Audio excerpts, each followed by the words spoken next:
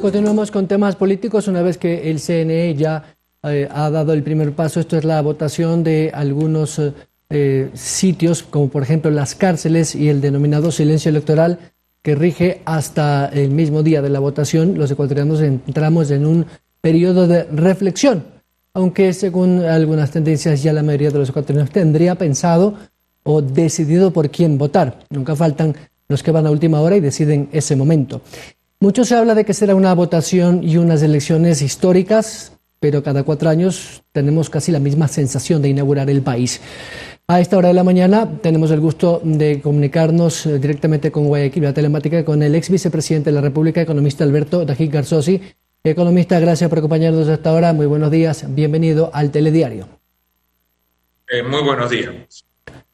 Economista, esta elección es inédita, sí, pero por la situación sanitaria que vivimos y toda la complejidad que esto representa para los ciudadanos y para el propio Consejo Nacional Electoral, que tiene la responsabilidad de no solamente llevar administrativamente un buen proceso, sino también evitar al máximo que la gente pueda eventualmente contagiarse, que es el temor de las autoridades, sobre todo las autoridades de gobierno y sanitarias.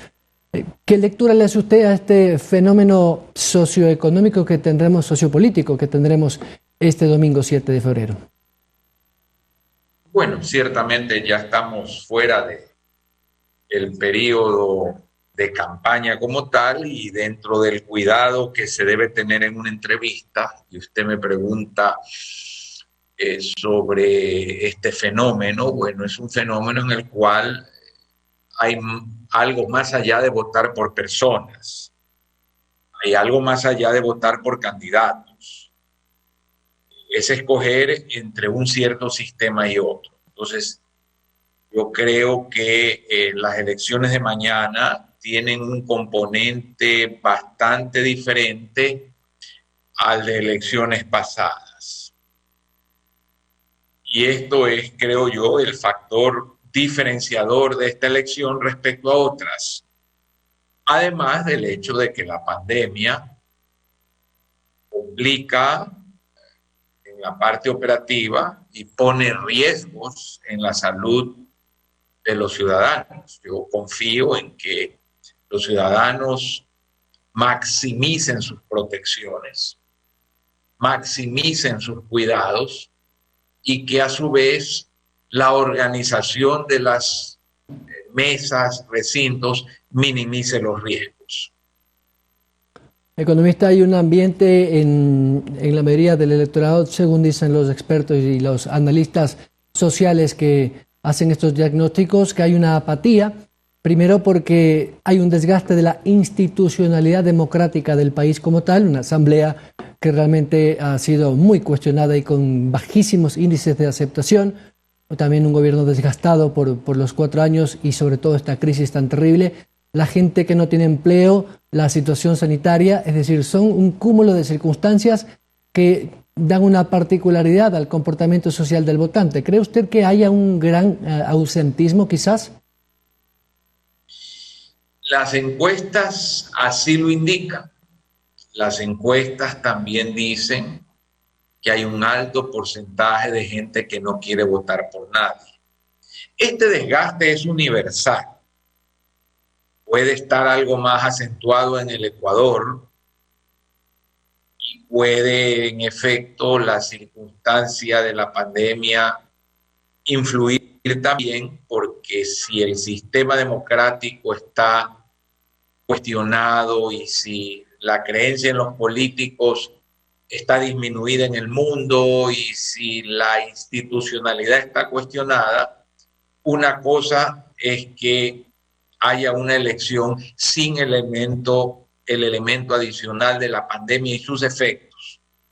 Y otra cosa es que haya una elección con todos esos antecedentes de ilegitimidad, de desgano, de cuestionamiento sobre el sistema político sin el efecto adicional de la pandemia. Entonces, efectivamente, creo que se van a conjugar factores preocupantes que ojalá no lleven a que el ausentismo y el voto nulo sean más que los votos válidos, en cuyo caso pues tendríamos un grave problema en el país. Confiemos que eso no se dé, que la gente comprenda la importancia de esta votación, salga a votar, salga a ejercer su derecho y salga a escoger, como decía, entre un sistema y otro, un modo de vida y otro. El país lo conoce por los inmigrantes y por tanta otra cosa, ¿verdad? Economista, el panorama económico del próximo gobierno, cualquiera que este sea, es extremadamente grave. Diríamos que está en terapia intensiva. Tenemos una deuda casi de 70.000 millones de dólares, tenemos de esa deuda compromisos con los tenedores de bonos de casi 18.000 millones de dólares, la deuda china y los multilaterales. No hay dinero en la caja fiscal, los ingresos petroleros están muy por debajo del promedio, de hecho el barril de petróleo no ha superado los $50 y no se va a recuperar, según han dicho los analistas de mercados internacionales, y la recaudación de impuestos está muy lenta, precisamente porque hay todavía empresas que no han logrado superar el golpe, hay un sector comercial muy golpeado, al igual que el turístico y el hotelero. En fin, la situación es muy complicada para cualquier gobierno. ¿Qué podemos esperar económicamente de este nuevo régimen, cualquiera de estos, como digo, en vista de esta situación tan extrema desde el punto de vista económico, que además tendrá que enfrentar como primera tarea la vacunación de por lo menos un 40% de la población? Ese es el primer elemento, la vacunación, incuestionablemente. Eso es algo que se tiene que promover y que se tiene que hacer con la más alta efectividad para lograr en el tiempo más corto posible vacunar a un porcentaje de la población que haga que el factor multiplicador se pueda controlar. En cuanto a la situación económica, es muy grave. Primero, hubo una destrucción masiva del Ecuador durante 10 años. Luego, el gobierno actual no corrigió con suficiente profundidad y velocidad. Y entonces lo agarró la pandemia y la suma de todos estos factores hacen que hacia el 2021, cuando haya el cambio de gobierno, la situación no sea fácil. Sí, hay una diferencia en que sabemos las cifras, no están escondidas, hay acuerdos con organismos internacionales, las cifras han sido auditadas, pero es muy complicada la situación. De ahí que sorprende tanta oferta facilista en la campaña. Si algo debemos pedir en la segunda vuelta, es que ya se desnude la verdad, se diga la real situación para poder lograr un acuerdo nacional que nos permita salir adelante y que nos permita entender que esto no es una Navidad perpetua y que no es una permanente dotación de regalos. No, esto va a ser muy duro y muy difícil y requerirá sacrificios y requerirá resolver el tema de la seguridad social, el de las tasas de interés, el de una nueva legislación laboral, el de reducir el tamaño del Estado, que es menos instituciones, menos departamentos.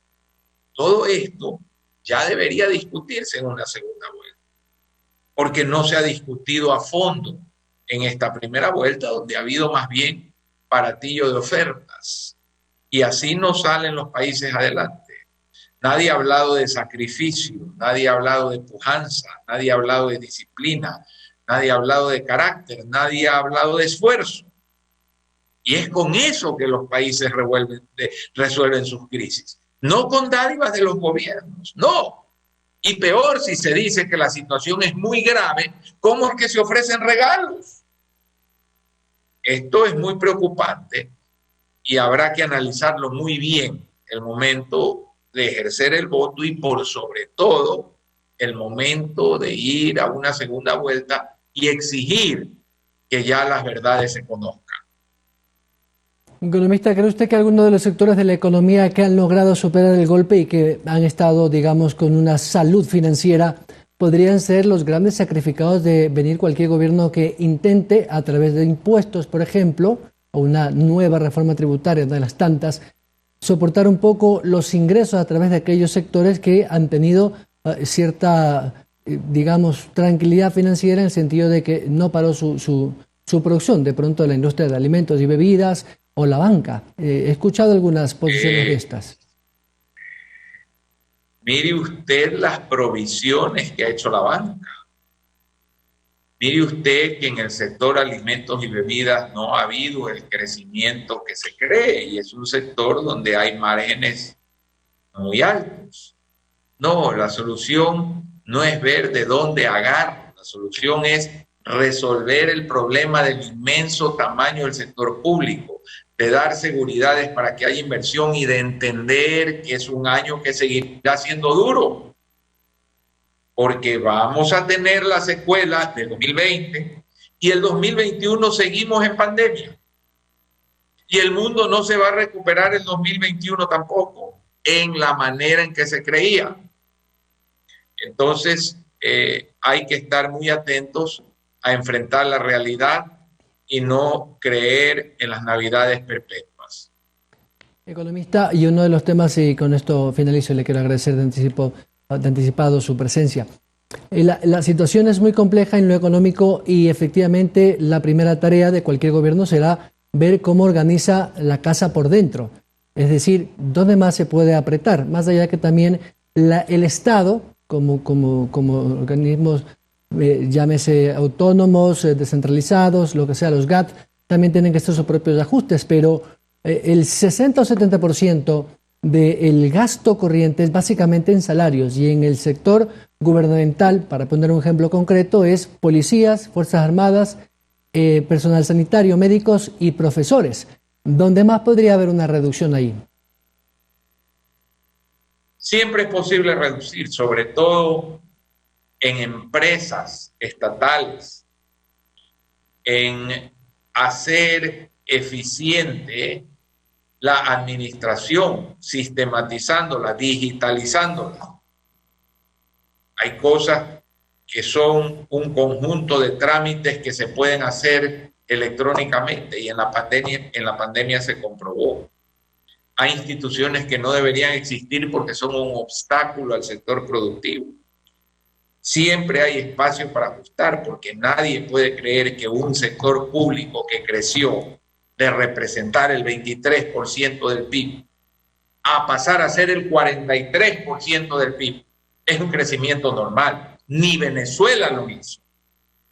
Entonces siempre hay espacio. Economista Alberto Ajík, ex vicepresidente de la República, muchas gracias. Gracias a usted. Gracias al catedrático universitario también y analista económico Alberto Ajík Garzosi. Vamos a hacer una nueva pausa y regresamos con otros temas de interés.